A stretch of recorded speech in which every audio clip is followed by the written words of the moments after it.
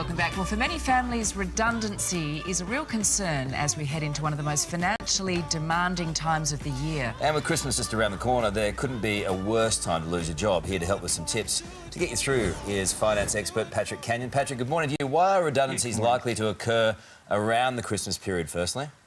Well, for many companies, it's the end of their business year, and for others, they're starting the planning for next year. So it's a natural decision point for them to implement those sort of staffing decisions. The important thing we always say to people is that understand your security is not in your employment, it's in your employability. So be prepared no matter what time of the year that these things do happen in business. All right, and in the event of being made redundant, what sort of questions should we be asking our employer? Well, first off, understand that many employers want you to have a smooth transition. So ask them what transition support they're going to provide to help you change into your new role. Remember, too, that there are special taxation rules around redundancy payments. So as soon as you can, get a calculation from them as to what your after-tax entitlements are. And finally, check out, some employers have income protection or life insurance schemes either within the superannuation or out.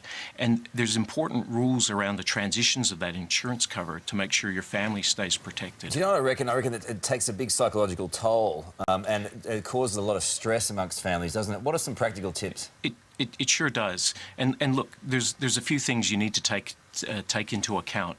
The first and most obvious one is don't panic. Now, importantly, take control, and you do that through creating a budget and being really tough on your expenses. Check out your superannuation policies to make sure that your contributions are all up to date from your employer. Don't be afraid to ask for some help, either from your financial advisor, or indeed if you have a loan or a mortgage, talk to your bank if you think you're going to have difficulty making payments before they become a problem. And finally, use this as an opportunity. There's a lot of Christmas events. Get out there, get networking, and look for your next job opportunity as well. Yeah, networking's a really good idea. Just finally, have you got any advice on what to avoid? Yeah. Avoid making big money decisions until you have some certainty. You know, when income is uncertain, cash is king. So you want to avoid spending temptations like taking a big holiday or buying a big gift, because often you want to celebrate the change as well. But just hang off on doing that. And equally, and contrary to what we usually say, just keep your options open. Don't use the payout to pay down lump sums or your debts until you know exactly what your next job is going to be. Yeah, really clear decision making. It really does help trying to take the emotion out of it, which is so hard. Thank you so much for your time today and your expertise. You're welcome, Carl. Okay. Thanks very